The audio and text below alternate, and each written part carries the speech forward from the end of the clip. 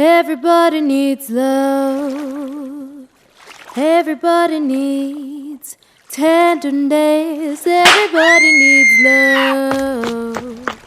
Everyone needs that special kiss. So everybody needs love. Whoa.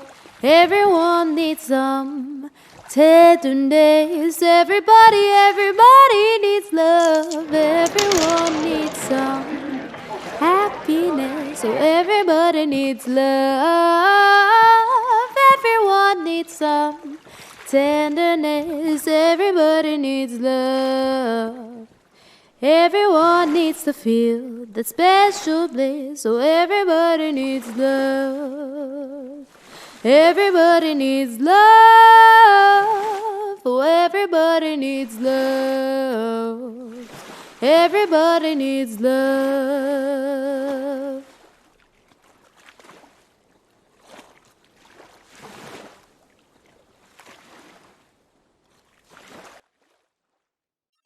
You are watching Conversations with Jennylyn, formerly known as The Jennylyn Show, and as always, I bring you beautiful women and handsome men. Today, the beautiful woman sitting with me on my set has lots of fascinating stories to share with us. Her name is Devika, and she was born in the same country as I was, and I'm so excited to share our rich culture with you, since she has documented some of it so beautifully in the form of poetry in a coffee table book. And she will share her poems with us and lots more rich Guyanese culture. Thank you so much for coming on my show. Thank you for having me on your show. I am very excited. Now, I know that you have written this book of poetry, but you have many more talents. And my necklace is one of her creations. She plays drums and the piano. Am I correct? No, not the piano. That's my daughter's. Oh, okay. Yeah. Anyway, I can't wait to start with your book, which is called Shades of Shade. And what inspired this book? There are quite a few factors that inspired my writing Shades of Shade. Namely, the most important, I thought, was to inspire my daughter. She's currently 10 years of age, and I wanted to share my experiences with her and stories that have touched me in very, very, like an emotional way. I also wanted to let her know that I came from very humble beginnings, and if someone of my humble beginning can write a book, I wanted to know she can do better, because she's has been born in a developed country. I came from an underdeveloped country, which is considered third world. So regardless of our backgrounds, we can aspire to be so much more than we are. That was one of my reasons. My second reasoning was to bring attention to our rich culture of Guyana and the Caribbean. Also, to share stories from around the world. I'm a flight attendant, and traveling, I come across stories that resonate with me or have disturbed me. And because of these situations, I decided to write this book, because the stories are universal. They can people from all different walks of life and different cultures can relate to my stories, because they're everyday stories, which I put in a form of poetry, because I want to bring complex, figurative language to children. That way, they can think about figure of speech, as well as if there's something they don't quite understand, they can ask their parents, and that particular story becomes a discussion, and like a family discussion. So that was the reasoning for my book, was to inspire thought and discussion.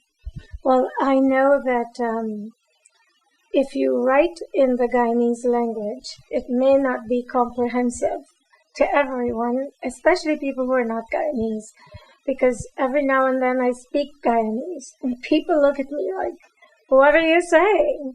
So have you written the book in the Creole language, or have you written it in the English language, so that people interested would be willing to pick it up and find out what it's all about?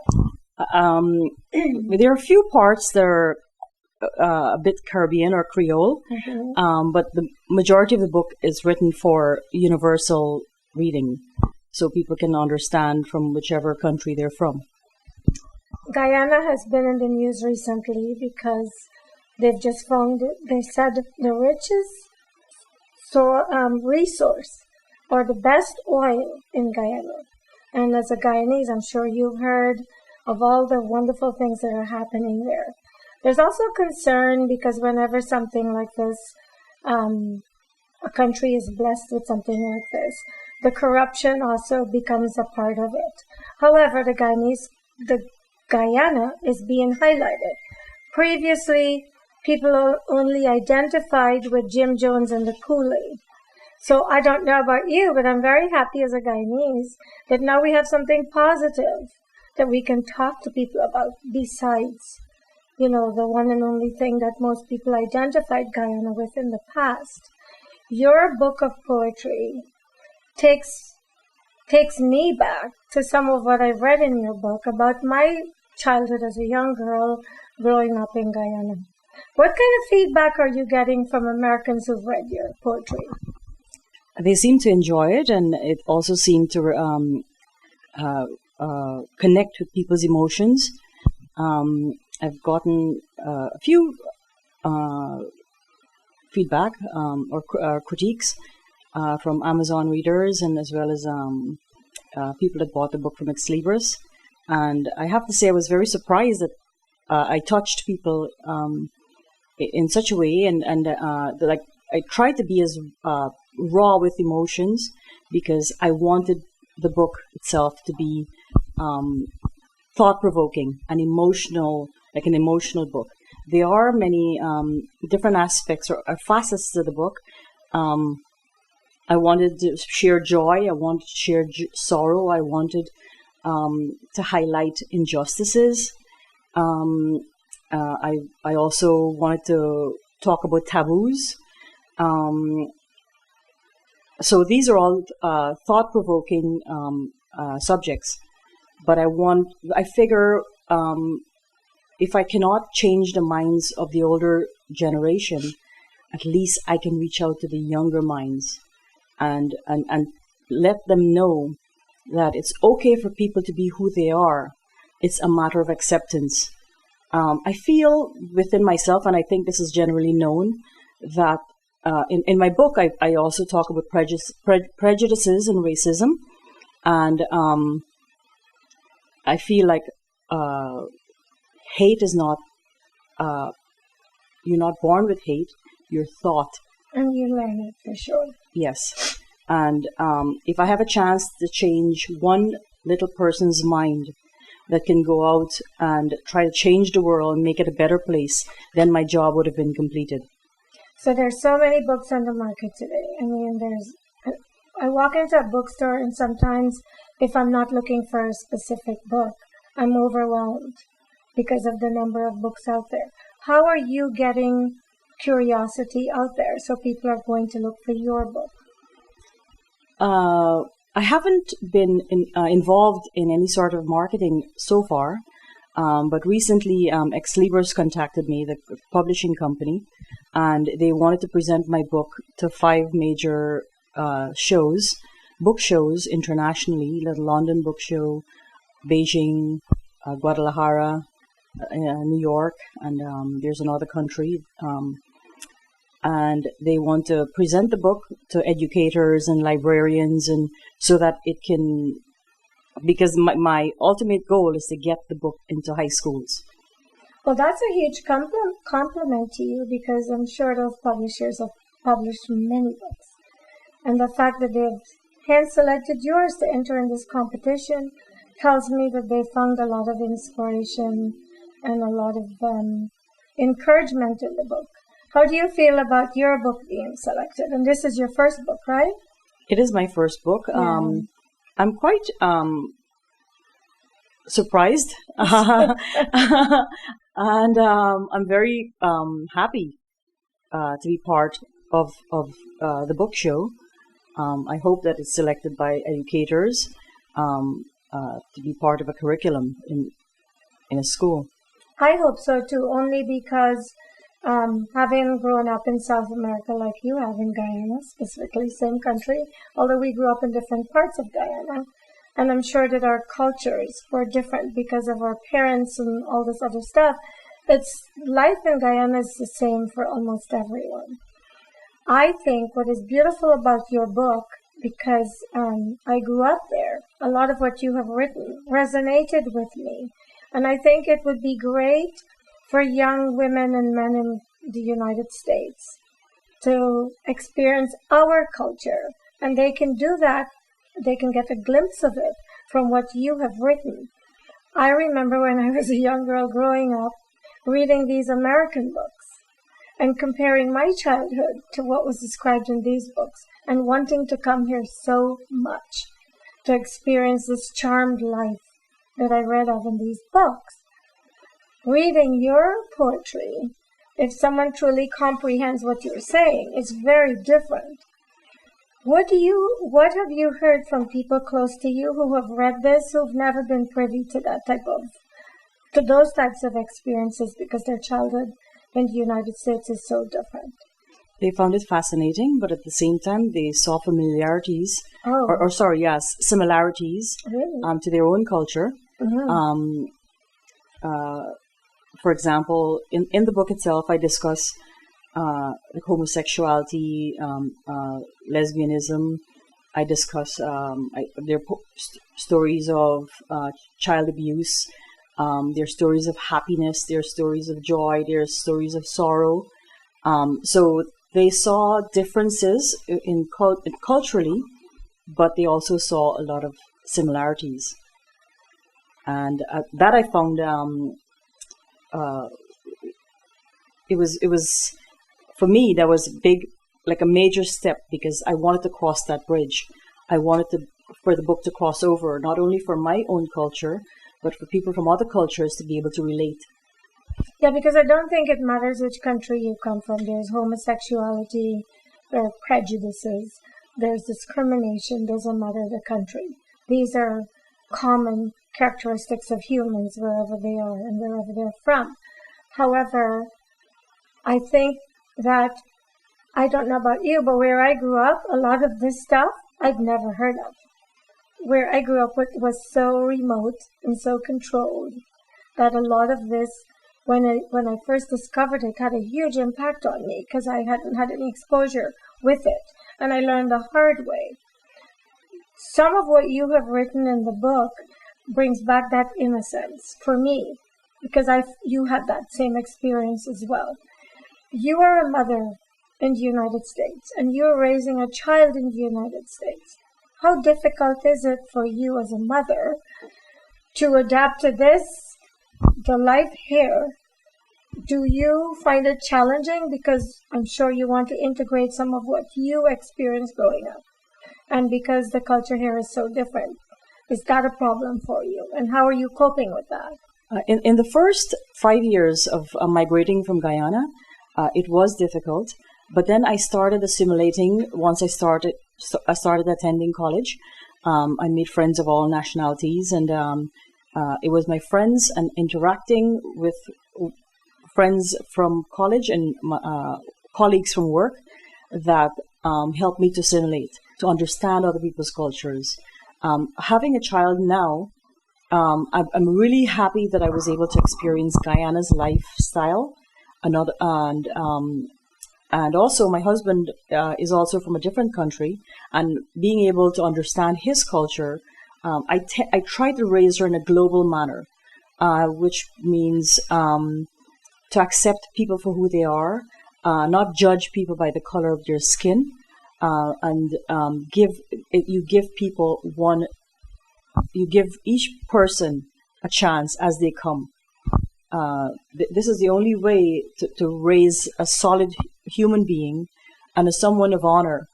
And I think my main intention would be to have an honorable child who can fulfill her dreams and live her life to the fullest, and also not go through and experience the hardships that I have had to face.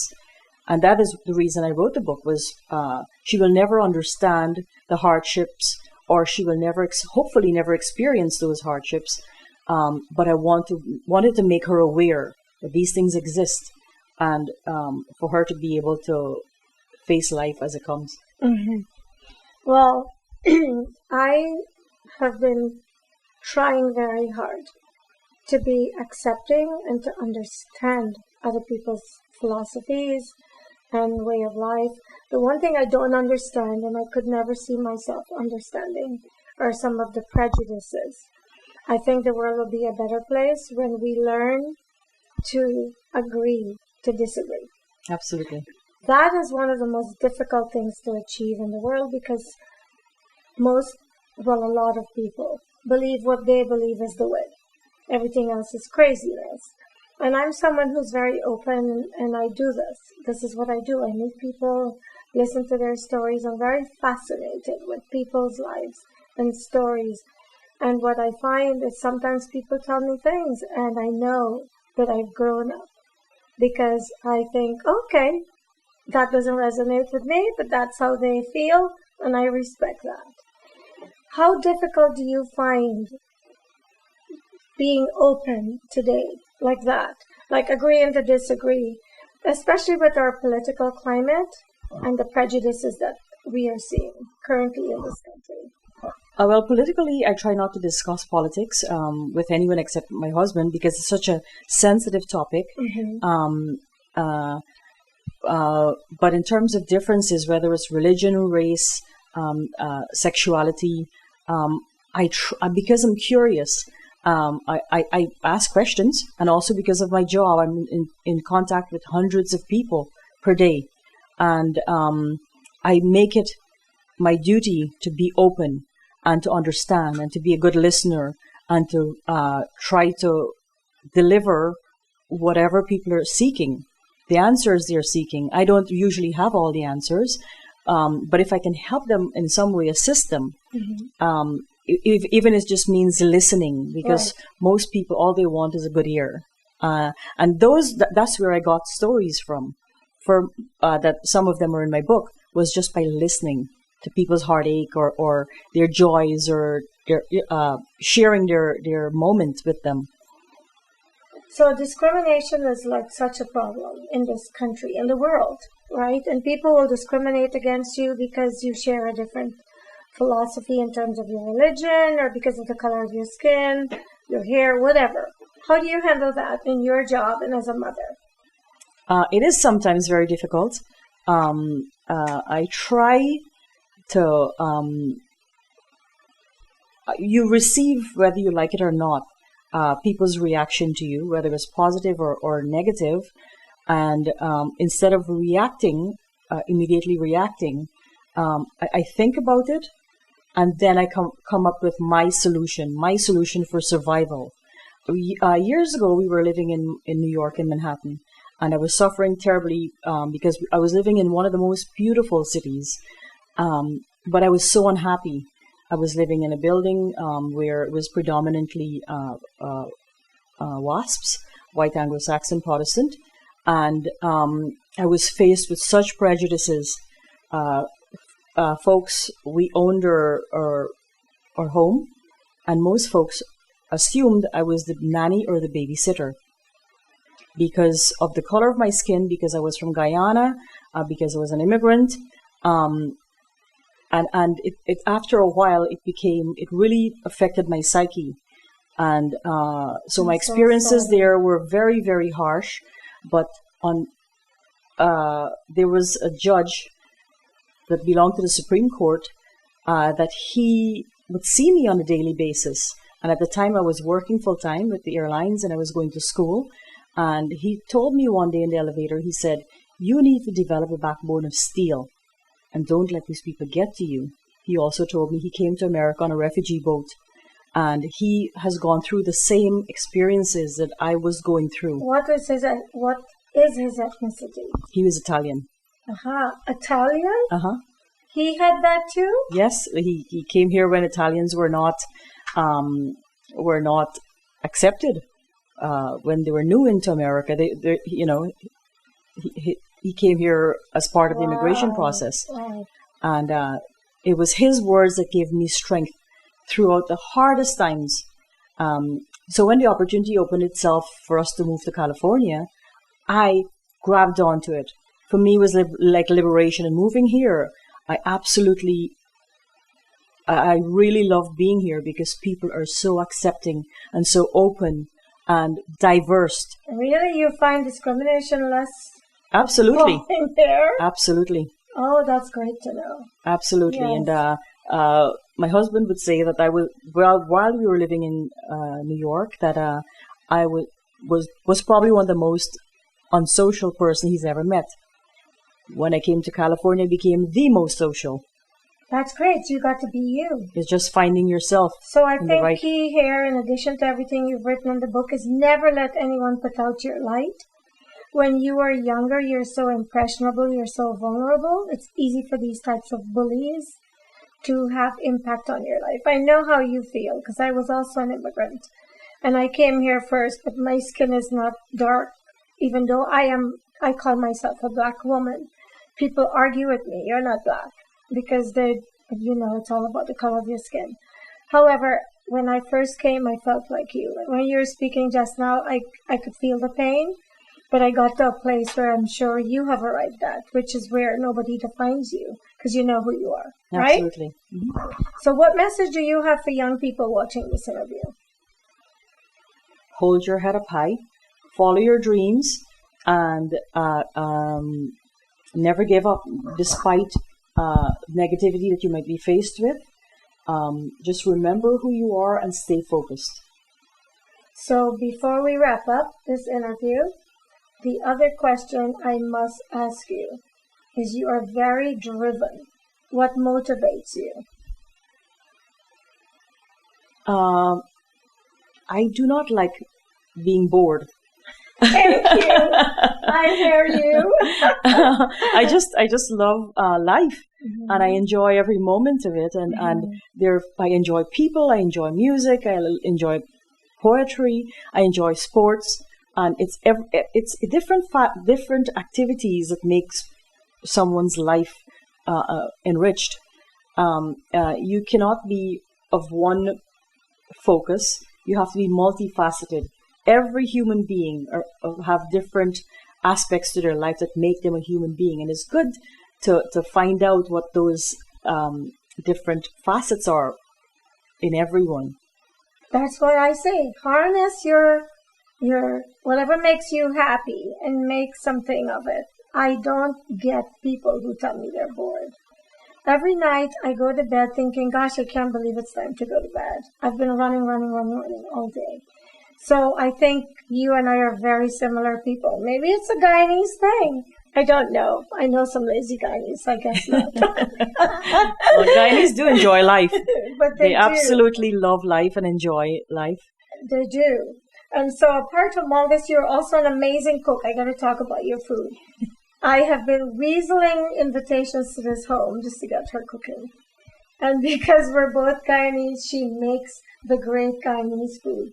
So when do you get time to cook? Because you seem like you cook a lot. I do cook when I'm home. Because I'm a flight attendant, I'm always, if I'm gone internationally or domestically, I'm always on the road, so I'm always eating from restaurants.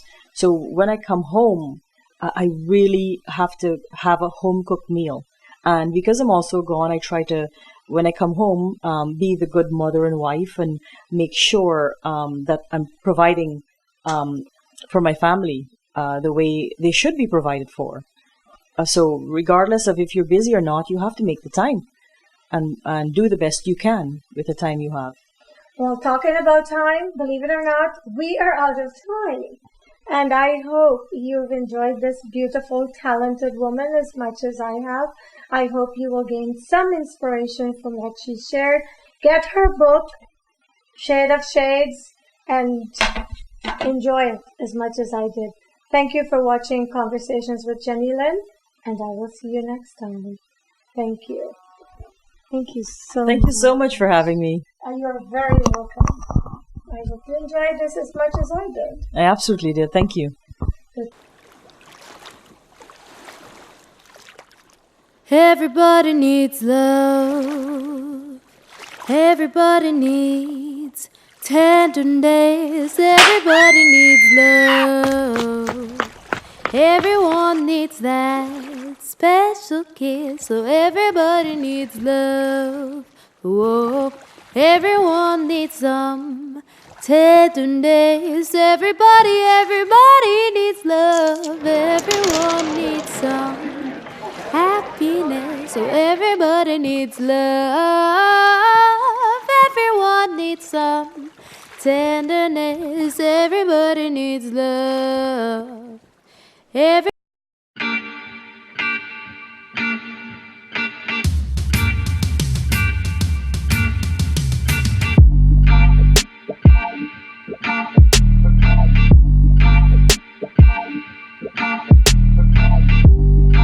Broadcasting from Silicon Valley, California, this is Conversations with Jennylyn.